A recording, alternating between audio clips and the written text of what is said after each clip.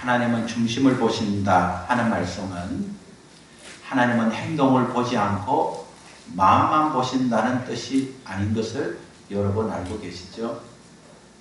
하나님은 외모를 보시지 않고 중심만 보신다는 그런 뜻이 아니라 하나님께서는 외모만 보시도 그 중심까지 아신다, 그런 말씀인 것입니다.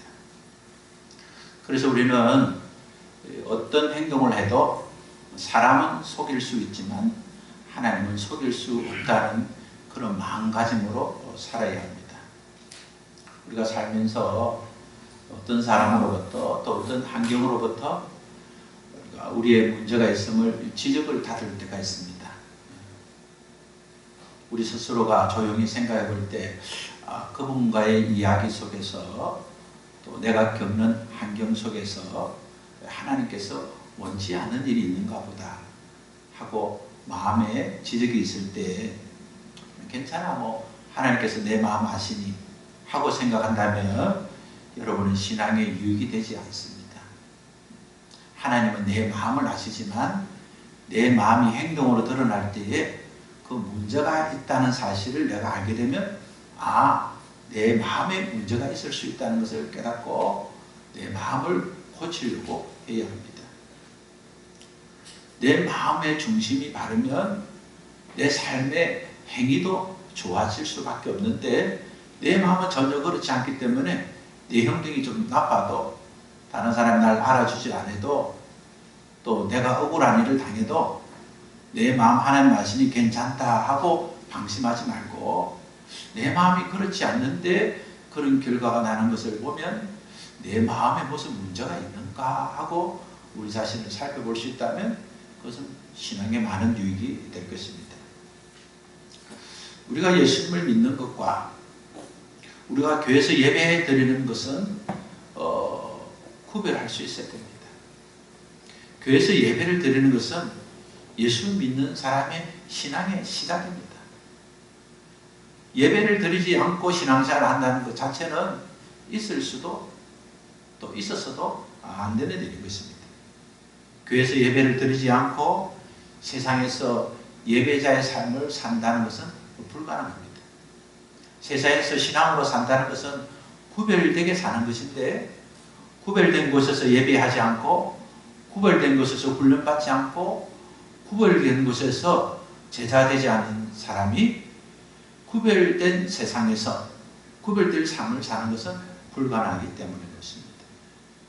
예수님을 내 마음의 주인으로 모셨다면 구별돼서 예배하고 구별돼서 훈련받고 구별돼서 행동해서 이 세상에서 예수 믿지 않는 사람과는 권원적으로 다르게 살아야 됩니다. 예수 믿는 것이 무엇인가? 그렇게 질문을 했을 때 예수님은 예수를 믿는 것은 내가 주인 되어 살던 죄를 회개하고 예수님을 나의 주인으로 모시고 사는 것입니다. 우리가 이렇게 대답해야 됩니다.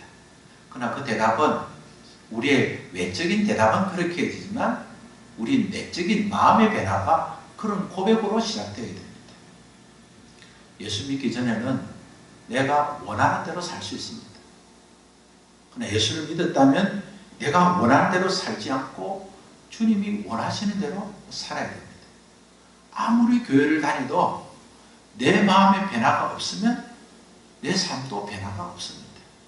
아무리 예배를 드려도 내 마음에 작정하지 못하면 내 삶도 작정할 수 없게 되는 것입니다.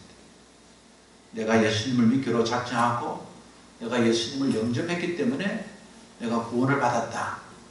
그렇게 생각하는 사람이 있다면 그것은 아직 성숙하지 못했기 때문에 그렇습니다. 우리가 어떤 아이가 공부를 잘하면 그 공부 잘하는 애가 내가 열심히 공부해서 잘했다 이렇게 말하는 건 틀린 말은 아닙니다.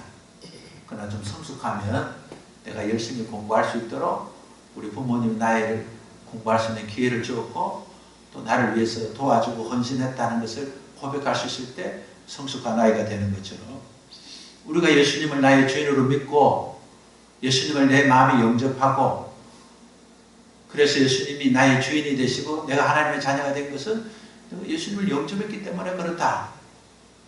여러분 그렇게 만약에 생각한다면 아직도 우리가 어린아이 신앙인 것입니다. 우리가 예수님을 영접할 수 있었던 것은 예수님 우리에게 구원의 길을 열어주셨기 때문에 그렇습니다. 우리가 살면서 작은 일이라도 우리가 버스를 타도 내가 버스를 타는 것, 내가 차비를 내기 때문에 버스를 탄다 이렇게 생각하지 않고 버스에 사실 버스를 준비해 주기 때문에 내가 그 정도 돈만 내도 나 차를 탈 수 있다. 일상의 생활에서도 그런 다 고마운 거, 그것도 교회가 있기 때문에, 교회 가족이 있기 때문에, 예배드릴 수 수고한 사람이 있기 때문에 이런 일들을 기억하고 생각하는 사람이 성공하는 사람이 되는 것입니다. 성숙하지 않을 때는 자기만 보입니다. 그래서 자기만 보이기 때문에 자기가 잘한 것이 더 눈에 띕니다. 내가 그렇게 잘했는데 몰라주는 것이 섭섭하고, 내가 그렇게 열심히 했는데 알아주는 것이 섭섭하고, 그래서 상처를 받는 것도 자기만 보이기 때문에 상처를 많이 받습니다. 내가 교회를 위해서 그렇게 열심히 했는데 교회에서 몰라주는 거고, 내가 가정을 위해서 그렇게 열심히 살았는데 아무도 몰라주는 거고, 내가 친구들 관계에도 좋은 친구가 되기 위해서 내가 그렇게 많이 수고했는데 몰라줄 때 우리는 마음의 상처도 생기고 또 답답한 일을 겪게 됩니다. 여러분, 어린아이가 수고한 것만 기억합니다. 그래서 자식이 부모를 위해서 수고한 것이 많겠지만, 그러나 부모가 자식을 위해서 수고한 것이 더 많다는 것은 어린아이는 알지 못합니다. 그 정도 알려면 이제 아이를 놓고 어른이 되고, 또 그 아이가 또 아이를 놓고 그 자녀가 부모의 마음을 알 줄 될 때, 그때야 알 수 있습니다. 성숙하면 성숙할수록, 성장하면 성장할수록 자기가 보이는 것이 아니라 다른 사람이 보이게 되는 것입니다. 무대에 선 사람이 한 사람이 스포트라이트를 받고 대단한 사람을 여겨지지만, 그러나 우쭐한 사람은 넘어집니다. 그러나 많은 스태프들이 수고한 것을 알고 무대에 선 사람이 무대에 내려오는 순간 스태프들에게 고맙다 하고 감사합니다 하고, 그 감독들, 여러 스태프들을 보면서 고맙습니다, 감사합니다 하고, 자신이 스포트라이트를 받았지만 자신이 영광을 받기 전에 많은 사람들이 수고하고 있었다는 것을 기억하고 고마워하고 감사하는 사람은 그 생명이 오래 지속될 수 있는 것입니다. 예수님은 우리의 구원을 위하여 자신의 피를 준비하셨습니다. 요한복음 5장 39절에 보면 예수님이 이렇게 말씀했습니다. 너희가 성경 안에서 영생을 얻을 수 있다는 생각의 성경을 열심히 연구하거니와 이 성경이 바로 내게 대해서 정언한 것이다. 그렇게 말씀하셨습니다. 여러분, 성경을 읽고 연구하면, 그 성경을 읽고 연구할 때에 그 말씀 속에 예수님을 중심에 두지 않고 연구하고 읽으면 성경은 자신에게 무의미한 존재밖에 될 수 없습니다. 성경을 얼만큼 읽었느냐, 어떻게 읽었느냐, 그보다 더 중요한 것은 그 중심에 예수님을 기억하고 읽었냐 하는 것입니다. 성경을 몇 독했다, 나는 성경을 하루에 몇 시간씩 읽는다, 참 중요한 것이죠. 그러나 우리가 성경을 읽을 때에 성경 안의 중심에 예수 그리스도라는 사실을 알고, 내가 성경을 읽으면서 예수 그리스도를 발견하겠다, 내가 성경을 읽으면서 이 구절에 속에 예수님은 어디에 계시는가 하는 마음의 중심으로 성경을 읽는 것과 그냥 읽는 것은 본연적으로 다를 수밖에 없습니다. 우리가 성경을 읽을 때에 성경 말씀 속에서 예수님의 십자가와 죽으심을 생각하지 않고 읽고 연구하면 하나님과 우리 관계가 무의미하게 됩니다. 성경 말씀 속에서 예수님을 생각하고, 더 나아가서 예수님의 죽으심과 또 더 나아가서 예수님의 피를 생각해야 됩니다. 예수님의 십자가의 죽으심과 예수님의 피를 제거하면 십자가의 죽음이 우리와는 무의미하게 되기 때문인 것입니다.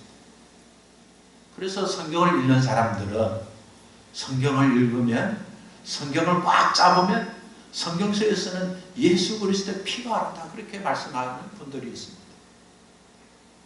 여러분, 성경을 짜보면, 성경을 짤 때 구약에서는 예수님의 피를 상징하는 짐승의 피가 흐르고, 신약의 성경을 짜보면 그 상징되었던 예수 그리스도의 피가 실제 그리스도의 피가 되어서 흐른다고 사람들은 고백하고 있는 것입니다.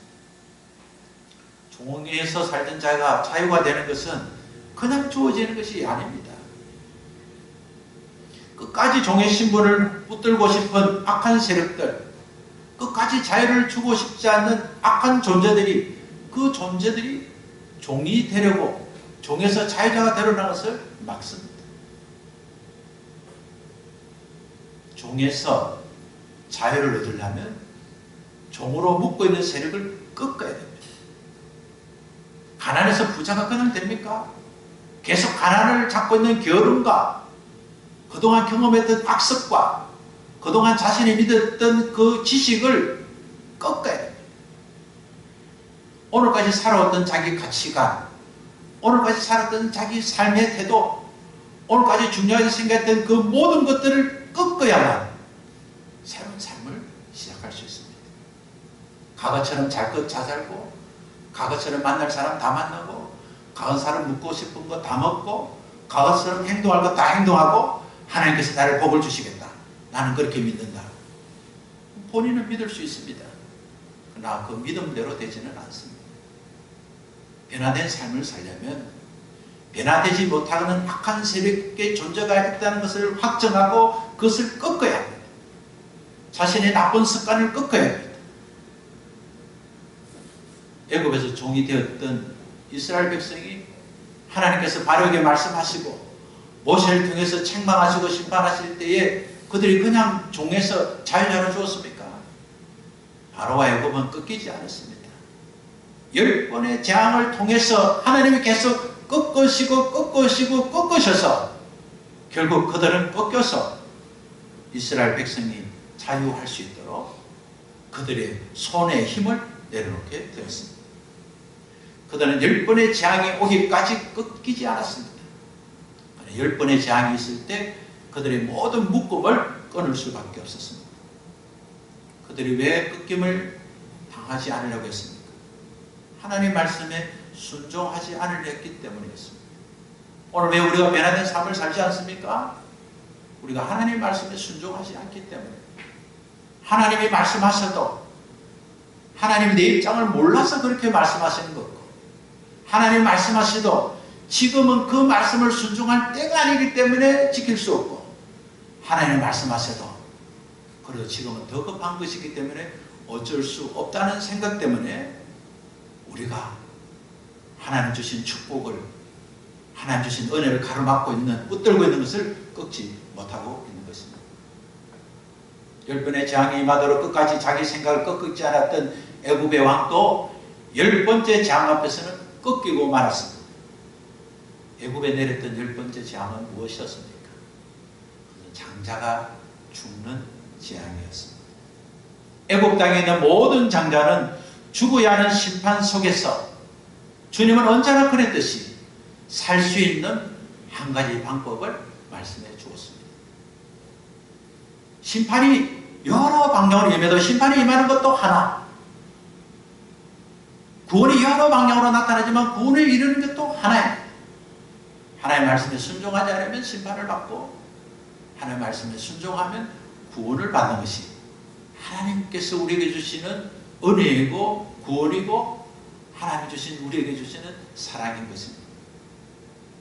애굽 땅에 있는 모든 장자들이 죽어야 하는 심판 속에 하나님께서 구원의 길을 열어주신 것은 하나님의 말씀에 순종하는 것이었습니다. 하나님의 말씀의 순종은 하나님께서 어린 양을 잡아서 그 피를 그 집 문설주와 임방에 바르고 온 가족이 그 집 안에 있게 하는 것이었습니다. 여러분, 피를 발라서 구원을 받았습니까? 그렇지 않습니다. 하나님이 피를 바르라 하지 않을 때 바른다고 구원을 받습니까? 하나님 말씀에 순종해서 그렇습니다. 여러분이 하나님의 기쁨이 되는 것은 여러분이 인위적으로, 여러분의 물리적으로, 여러분의 교회 전통으로 어떤 행동이 하나님의 축복을 받는 것으로 생각해서는 안 됩니다. 저는 교회가 재정인 건강한 교회가 되기 위해서는 여러분이 헌금을 많이 하는 것을 좋아할 수 있습니다. 그러나 여러분이 헌금을 많이 해서 하나님께 헌금을 많이 했기 때문에 하나님 축복을 많이 받겠다는 식으로 헌금하는 것은 저는 바람직하지 않다고 생각합니다. 왜냐하면 그것은 그 순간부터 헌금이 아니기 때문입니다. 하나님과 거래관계로 어떤 일도 시작해서는 안 됩니다. 하나님 내가 이렇게 할 테니 하나님 이거 주세요 해서는 안 됩니다. 우리는 그저 하나님 내게 말씀하신 대로 순종할 때 하나님이 순종하게 주시는 은혜를 우리는 받는 것에 우리가 마음을 들여야 하는 것입니다. 하나님의 말씀에 순종해서 어린 양을 잡아서 문설주와 임방에 바르고 온 가족이 그의 집에 있을 때에 그 집안에 있는 장자는 모두가 죽음을 면했습니다. 하나님께서 말씀하시도 끝까지 생각을 꺾지 않고 문설주와 임방에 피를 바르지 않는 애국의 모든 집들의 장자는 몰살되고 말았습니다. 구원받은 백성들이 용서받는 길도 심판에서 하나님 주신 은혜를 얻는 것도 다 하나님 말씀에 순종하는 것이었습니다. 이스라엘은 애굽에서 나와서 하나님이 인도하신 땅에서 살면서 하나님은 계속해서 제사 행식을 통해서 그리스도의 보혈의 피를 말씀해 주었습니다. 사람이 죄를 짓게 되면 짐승을 속죄 제물로 잡아서 그 피를 하나님께 드림으로 용서받는 그런 모형적인 훈련을 주님이 계속해서 지켰습니다. 오늘 읽었던 베드로전서는 베드로가 나이가 들어서 기록한 서신입니다. 베드로는 주님의 제자가 되어 살던 젊은 시절에는 예수님의 피가 그렇게 귀한 줄을 몰랐습니다. 그러나 나이가 들면서 이제 사도의 삶을 살고 그가 주님으로 돌아갈 날이 가까울 즈음에 그는 예수 그리스도의 피가 얼마나 중요한 것을 깨닫게 되었습니다. 예수님의 제자로 살 때에 예수님과 함께 예루살렘에 올라가시는 그날에 예수님은 제자들에게 너희에게 나는 누구냐라고 주님이 질문했습니다. 베드로는 제자들 앞에서 가장 먼저 대답을 했습니다. 주님은 그리스도이십니다. 주님은 하나님의 아들이십니다. 그렇게 고백했습니다. 그 고백은 얼마나 대단한 고백입니까? 주는 그리스도시요 살아계신 하나님의 아들입니다. 예수님은 그 고백을 듣고 베드로를 칭찬했습니다. 우리는 성경 공부를 해서 또 성경을 읽으면서 또 고백한 사람의 고백을 통해서 우리는 고백하는 것만 해도 대단한 일인데 예수님의 삶을 보면서 예수님의 3년의 제자가 되면서 그가 그곳에서 고백했다는 것은 대단한 일이었습니다. 베드로의 고백은 칭찬받기에 합당한 신앙 고백이었습니다. 베드로가 다른 제자들과 먼저 주님께 그렇게 고백한 것은 정말 주님께 칭찬받을 그런 고백이었습니다. 그 고백을 들으신 예수님께서는 예루살렘에 올라가면 장로들과 대제사장들과 서기관들에게 많은 고난을 받고 죽임을 당하고 제3일에 살아날 것을 비로소 제자들에게 가르쳐 주었습니다. 예수님의 가르침을 들은 베드로는 예수님을 붙들고 항변했습니다. 주님, 그리 마시옵소서. 이는 결코 죽게 미치지 아니하리이다. 주님, 이게 말이나 됩니까? 아니, 주님이 어떤 분이신데 왜 거기서 그 사람들에게 고난을 당하고 죽고 다시 살아난단 말이십니까? 베드로는 주님의 고난과 죽으심을 막았습니다. 베드로가 뭐 성격이 나빠서 그랬습니까? 베드로는 주님을 사랑해서 그렇습니다. 3년 동안 자신의 스승이 됐던 그 예수님이 이제 예루살렘에 지금 올라가는 도중에 내가 여기 끝까지 올라가면 거기서 내가 고난당하고 죽임이 당한다는 그 말씀을 듣고 그것이 주님의 뜻이라면 그렇게 하세요. 그게 죽겠습니까? 올라가시면 죽는다고 이제 잘 알겠습니다. 그렇게 하겠습니까? 제자가? 어떤 죄라도 정말 제자라면 말해야 되지 않겠습니까? 그런데 주님은 칭찬하지 않았습니다. 베드로를 책망했습니다. 사탄아, 내 뒤로 물러가라. 너는 나를 넘어지게 하는 자로다. 누가 하나님의 일을 생각하지 않고 도리어 사람의 일을 생각한다고 베드로를 책망했습니다.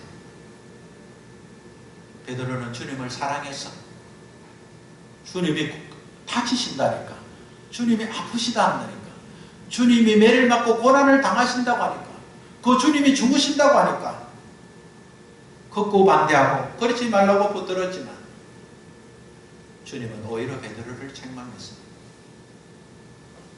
베드로는 예수님의 죽으심과 예수님의 피가 얼마나 중요한지를 알지 못했습니다. 베드로는 예수님께서 피 흘려 죽으시는 것을 용납할 수가 없었습니다.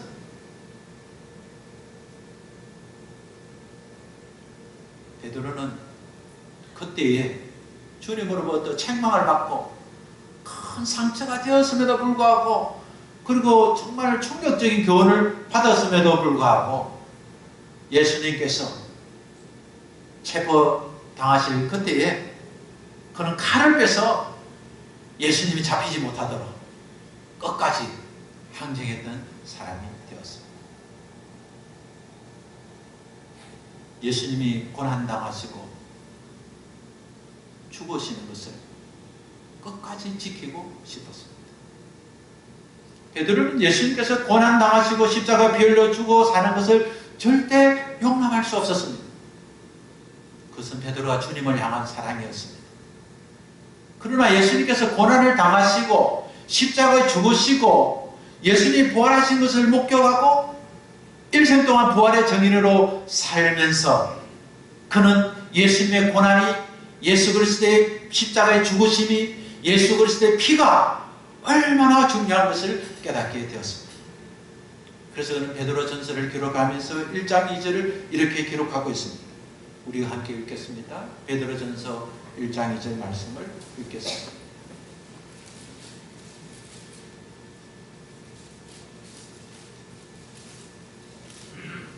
베드로전서 1장 2절 시작. 곧 하나님 아버지의 미리 하심을 따라 성령이 거룩하게 하심으로 순종함과 예수 그리스도의 피 뿌림을 얻기 위하여 택하심을 받은 자들에게 편지하노니 은혜와 평강이 너희에 더욱 많으리라.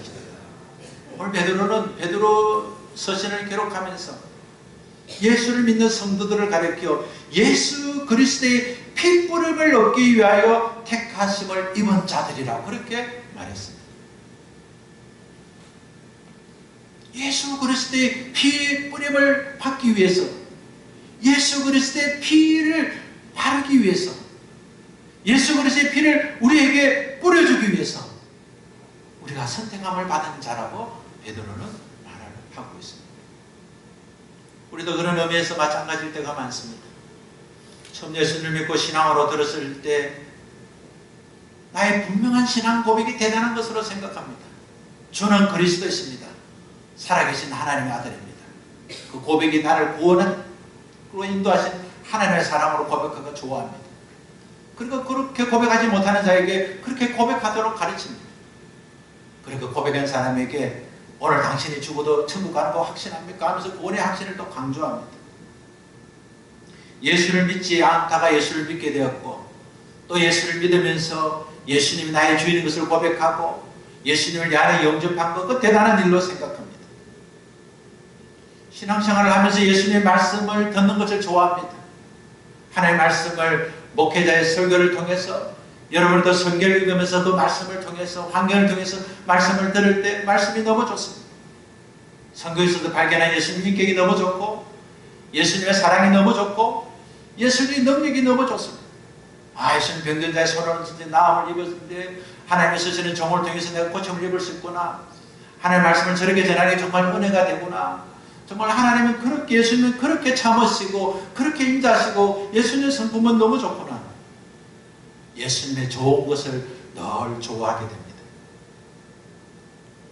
그러나 우리 신앙이 점점 성숙해지면 그보다 더 좋아지는 것이 바로 그리스도의 피구나 라는 것을 알게 됩니다. 내가 예수 그리스도의 피뿌림을 당하기 위해서, 예수 그리스도의 피뿌림을 입기 위해서 내가 선택된 자구나 하는 것을 알게 되는 것입니다.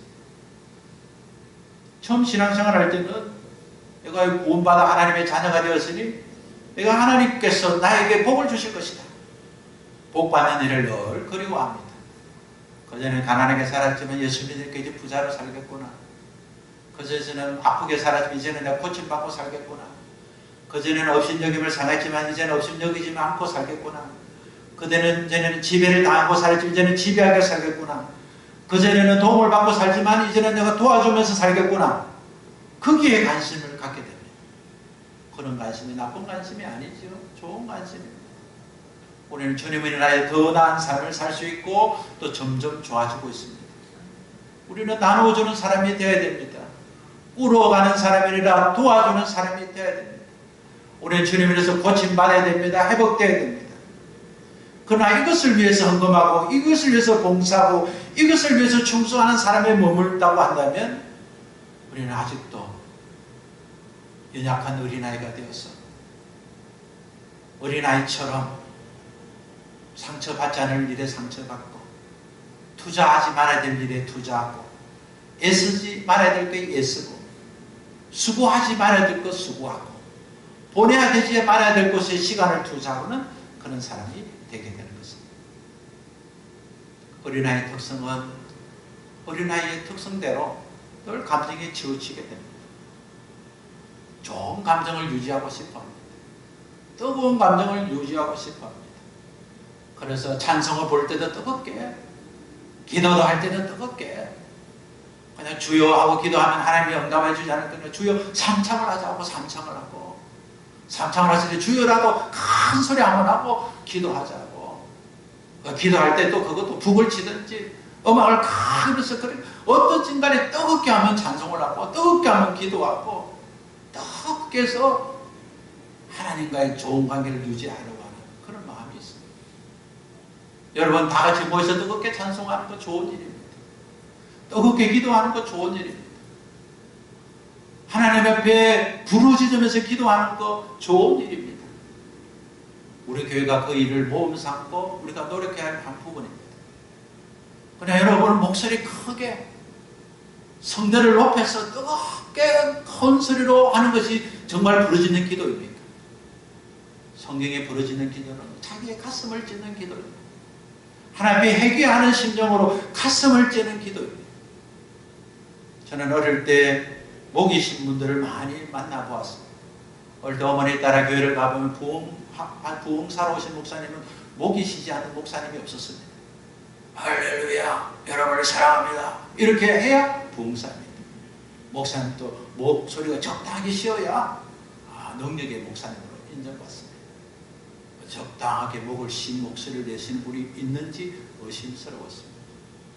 교회 장로님이나 권사님 정도 되면 그래도 한 달에 한 번 정도는 목이 쉰 목소리로 해야 기도하는 장로님, 목사님, 집사님이지 목이 쉬지 않으면 영적 감각이 없는 분으로 오해를 받았습니다. 여러분 뜨거운 감성, 뜨거운 감정에 다니면 또 그것이 첫사랑으로 생각했어요. 하나님 요즘 저는 뜨겁지 않습니다. 첫사랑을 회복시켜 주시옵소서. 뭘 회복시켜 줬습니까?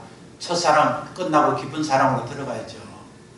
언제 동안 첫사랑에 머물고 있을 것입니까? 첫사랑은 순수한 사랑이 첫사랑입니다. 뜨거운 사랑이 아닙니다. 부부가 오랫동안 사랑하지만 처음 만날 그때처럼 그렇게 해도 되겠습니까? 돌잔치 아이가 부렸던 그 재롱을 30대 40대도 그 잔치가 그 부모에게 기쁨이 될 것 같습니까? 재롱도 나이에 따라서 다르게 해야 됩니다. 뜨거움만 좋아하는 신앙, 철없는 신앙에서 벗어나야 됩니다. 히브리서 10장 5절의 말씀은 주께서는 재물과 헌물을 원하지 않으시고 오히려 나를 위해 한 몸을 예비하셨다 그렇게 했습니다. 예수님이 이 땅에 예비된 몸으로 오셨습니다. 우리 주님은 어느 날 갑자기 이 땅에 오신 것이 아니라 우리 주님은 창세기 3장 15절에서 말씀하신 대로 아담과 하와가 하나님의 말씀에 분쟁해서 불순종해서 하나님 먹지 말라는 선악과를 먹은 후에 그들이 부끄러워하고 있을 때 여자의 후손으로 우리에게 오시겠다고 말씀한 그대로 주님이 오셨습니다. 창세기 3장 21절의 말씀처럼 스크나카를 먹고 부끄러워서 무화과 나무로 자기의 부끄러움을 가리고 있을 때에 하나님께서 가죽옷으로 입혀서 부끄러운 것을 막아주셨던 그 막으신 대로 그리스도를 이 땅에 보내주셨습니다. 이사야 선지자가 이사야 7장 14절에서 처녀가 잉태하여 아들을 낳고 그를 임마누엘이라고 부를 것이라고 예언한 대로 주님을 마태복음 1장 23절에서 그 말씀대로 처녀 마리아가 성녀로 잉태해서 예수님이 이 땅에 오셨습니다. 하나님은 약속하신 대로 예수님을 이 땅에 보내주셨습니다. 예수님은 인간의 몸을 가지고 오셨지만 인간 생육법에 의해서 오신 것이 아니라 성령의 법에 의해서 오셨기 때문에 예수님의 몸은 허물과 죄가 전혀 없어야 구원을 이룰 수 있는 예비된 피가 흐르고 있는 몸으로 이 세상에 오시게 된 것입니다. 예수님의 피는 오랫동안 모형과 상징을 통해서 또 예식을 통해서 우리에게 말씀해 주었습니다. 구약시대에 율법에 따라 1년에 한 번 죄에 대한 용서를 위한 속죄 제사를 드리면서 우리에게 오실 예수님을 보여주셨습니다. 성문 밖에서 잡은 염소와 피를 가지고 대제사장이 1년에 한 번씩 성소에 들어갔습니다. 지성소에는 대제사장만이 들어갈 수 있는데 지성소에 들어갈 때는 반드시 피를 가지고 않고는 들어갈 수가 없었습니다. 레위기 16장 15절을 보면 대제사장은 백성을 위해서 속죄 제물로 염소를 잡은 그 피를 휘장 안으로 가져다 속죄의 자리와 또 속죄 자리 앞쪽에 뿌려야만 했습니다. 하나님을 의지하는 이스라엘을 위하여 지성소에 피를 뿌렸던 것입니다. 예수님께서 이 세상에 오신 것은 우리의 죄를 속죄하기 위해서 우리의 죄를 속죄하기 위한 제사장과 또 제사 제물이 되기 위해서 이 땅에 오셨습니다. 히브리서 9장 11절과 12절은 이렇게 말씀하고 있습니다. 그리스도께서는 이미 이루어진 좋은 것들의 대제사장으로 오셨습니다. 그는 손으로 짓지 않는 곧 피조물에 속하지 않는 더 크고 더 완전한 장막으로 들어가셨습니다. 그는 염소와 송아지의 피가 아닌 자신의 피로 단번에 지성소로 들어가셔서 영원한 구속을 완성하셨습니다. 아멘. 예수님은 준비된 몸으로 자신이 대제사장이 되고 자신의 피가 하나님이 구원하시고 있기를 원하시고 또 구원받기를 작정하시고 또 예수 믿고 구원받은 자를 위해서 그들의 죄를 용서하기 위해서 피부름을 하시려고 이 땅에 오셨다고 전하고 있습니다. 예수님을 믿는 고백은 구원받는 자녀가 마땅히 할 고백입니다. 예수는 나의 구원자이시며 나의 하나님이십니다. 예수님은 그리스도시요 살아계시는 하나님이십니다. 예수님은 나의 주인이십니다. 이런 고백만큼 중요한 고백이 있다면 주님은 나에게 피 뿌려주시기 위해서 이 땅에 오셨습니다. 라는 고백일 것입니다. 히브리서 10장 19절 말씀을 보면 그러므로 형제 여러분 우리는 예수의 피로 인해 지성소에 들어갈 담대한 마음을 갖게 됐습니다. 라고 증언하고 있습니다. 성소는 하나님이 계신 곳입니다. 예수 그리스도의 보혈에 뿌려진 우리는 그 보혈의 능력으로 담력을 얻었습니다. 하나님께 담대히 나아갈 수 있는 은혜를 입었습니다. 로마서 5장 9절의 말씀처럼 이제 우리가 그 피로 인하여 어렵다 하심을 잊게 되었습니다. 예수 그리스도의 피가 우리에게 뿌려짐으로 우리는 어렵다 인정을 받고 담대한 담력을 갖게 되었습니다. 우리는 담대하게 하나님의 은혜의 보좌에 나아갈 수 있게 되었습니다.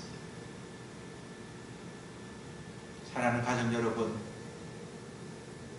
우리가 자녀에게 물려줘야 될 가장 중요한 것 하나가 있다면 그것은 우리의 행실이 헛된 행실이 아니 되는 것입니다. 우리가 자녀에게 물려주어도 물려주지 않아도 그렇게 되는 것은 없습니다. 우리가 재산을 물려주고 싶고 우리가 자녀에게 좋은 것 다 물려주고 싶지만 그러나 가장 중요하고 좋은 것은 부모가 헛된 행실로 살지 않고 열매 맺는 참된 신앙의 행실을 살아서 자녀에게 참된 신앙의 행실을 물려주는 것입니다. 오늘 차세대를 우리가 걱정합니다. 이 시대는 유초등부도 없고 중고등부 없고 어린 세대가 없어서 교회는 넘어질 거다. 그렇게 걱정합니다. 걱정할 일입니다. 근데 왜 걱정해야 됩니까? 예수 믿는 사람들이 자식이 없습니까? 손자가 없습니까?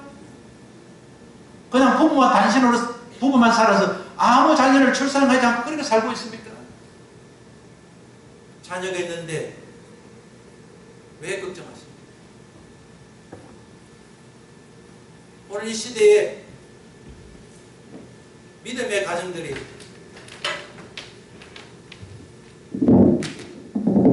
헛된 행실을 행하기 때문에 차세대를 꿈꾸지 않는 것입니다. 누가복음 16장 19절의 말씀을 보면 예수님께서 부자와 나사로를 설명해 주시면서 말씀하시면서 한 부자를 소개했습니다. 이 부자는 부자로 살았지만 그의 행실은 헛된 행실이었습니다. 그는 하나님을 믿고 의지하는 행실로 살았습니다. 막상 그가 지옥에 와보니 자신이 이내 다섯 형제를 생각했습니다. 얼마나 형제 우애가 있는 사람입니까? 자기가 지금 죽어가는 형편이 있는데 그때 형제를 생각하는 형제만큼 좋은 형제가 어디 있습니까? 여러분, 내가 너무 힘들면 다른 사람 생각나지 않지 않습니까? 근데 예수님은 나사로 비유해서 부자는 지옥에서 지금 목이 말라서 물 한 점도 마시 못하는 상황 속에서도 다섯 형제를 생각했습니다. 그래서 다섯 형제가 자기 있는 곳에 오지 않고 천국 가기를 소원했습니다. 부모에게 잘해야 되지만 가장 잘하는 거 하나는 무엇입니까? 그것은 부모가 지옥 가는 것을 그대로 보지 않는 겁니다. 어머니 아버지가 지옥 가는 걸 이대로 볼 수 없습니다. 만약 정말 엄마가 아버지가 교회 가지 않고 예수 믿지 않겠다면 저는 더 이상 나는 어머니에게 대한 불효를 내가 범하기 수밖에 없습니다. 너무 힘듭니다. 어머니. 이보다 더 불효가 어디 있습니까? 형제 친구가 우애를 지키기 위한다면 그들이 예수 믿지 않고 지옥 가는 걸 보면서도 그래 뭐 때가 되면 예수 믿겠지. 그래 괜찮다. 네가 내일 당장 죽을 것도 아니고 그래 교회는 시간 나면 한번 가봐라. 그런 마음으로 사는 것이 다 헛된 행실이에요. 정말 진짜로 한다면 정말 열매가 맺어지는 삶을 산다고 한다면 어떻게 그냥 볼 수 있겠습니까? 투자하면 투자 이익이 있다는 걸 확정한 사람들은 물불을 안 가리고 투자를 권하지 않습니까? 우리 회사에 와봐라. 이것 한번 팔아봐라. 이것 한번 사봐라. 이것 한번 투자해봐라. 그렇게 하지 않습니까? 여러분 그렇게 하는 것 없습니까? 그렇게 한 것 없다면 우리가 인생을 너무 아깝게 너무 낭비하고 사는 것 아니겠습니까? 우리가 알고 있는 거 내가 종사하는 거 그거 너무 좋은 거기 때문에 정말 권하고 싶고 정말 우리가 내가 있는 회사에 데려오고 싶고 내가 팔고 있는 물건을 정말 팔고 싶고 내가 하는 일을 같이 하고 싶고 그는 뜨거움이 없는데 어떻게 그 일에 성공할 수 있겠습니까? 오늘 사도 베드로는 헛된 행실을 그만두라고 말씀하고 있습니다. 조상으로 받는 헛된 행실은 하나님을 섬기지 않고 살아가는 행실이었습니다. 이 세상의 가장 큰 효도는 부모가 예수님을 믿고 그리고 온전하게 믿고 확신하게 믿고 풍성하게 믿음 생활해서 천국에서 하나님의 은혜와 능력과 사랑과 또 상급을 누리게 살게 하는 것이 가장 효도하는 자식이 될 것입니다. 예수님의 피는 조상의 헛된 행실을 인하여 3세대까지 미칠 부모로 죄로부터 해방되는 보혈입니다. 예수님의 피는 모든 구원받은 사람을 예비하신 하나님의 은혜의 피입니다.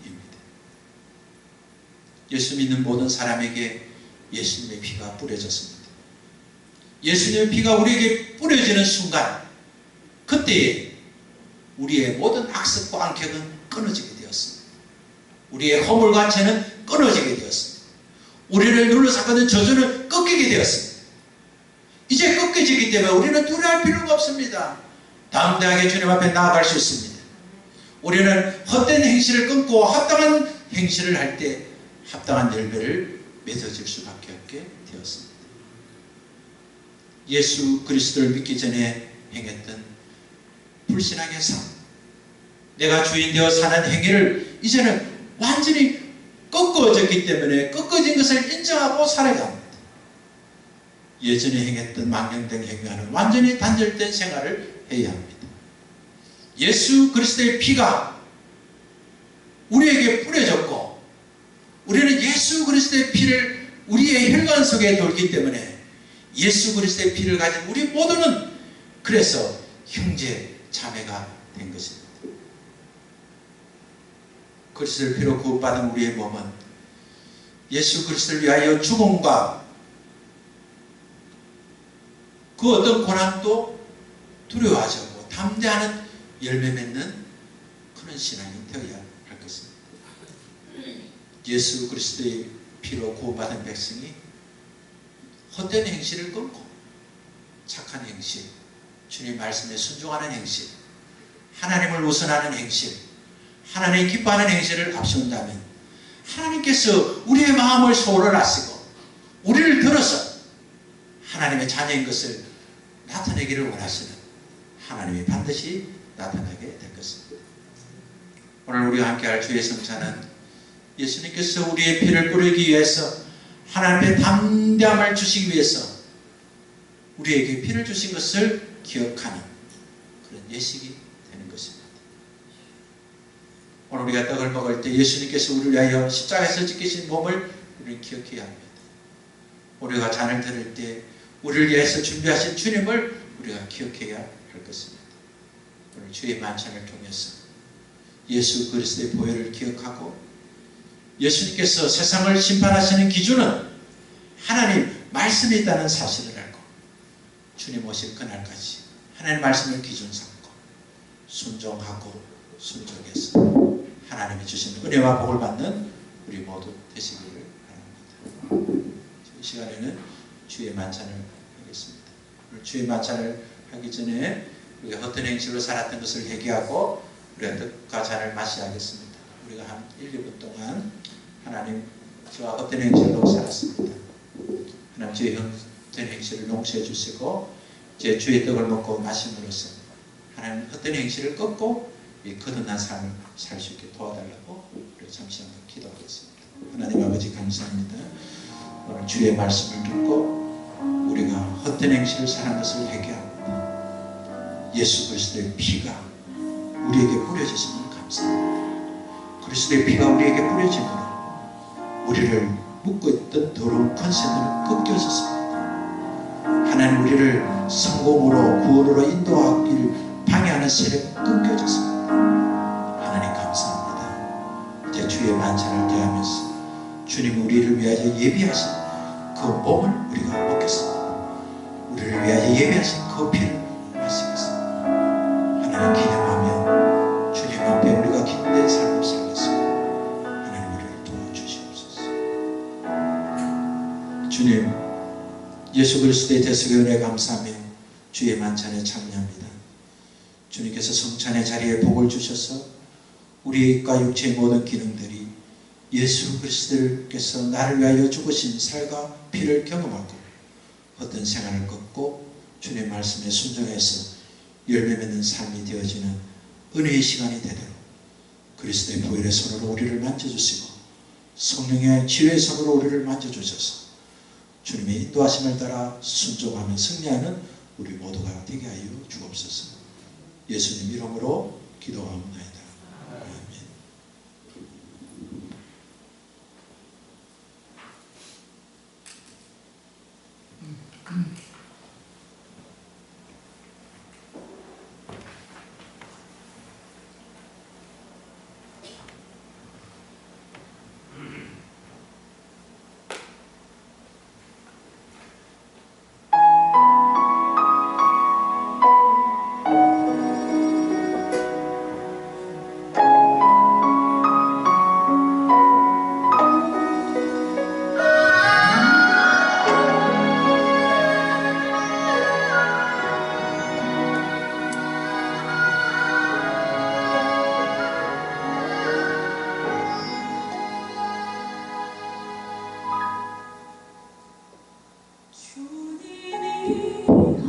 주님께서 잡히시던 밤입니다. 우리 주님은 사랑하는 제자들과 같이 유월절 식사를 하실 때에 떡을 들어서 축사하셨습니다. 그리고 주님은 떡을 떼시면서 말씀하셨습니다. 이것은 나를 위하여 상하고 찢긴 내 몸이다. 받아라 먹어라. 이제 주님의 말씀대로 우리가 떡을 먹을 때 우리를 위하여 상하신 주님의 살을 기억하고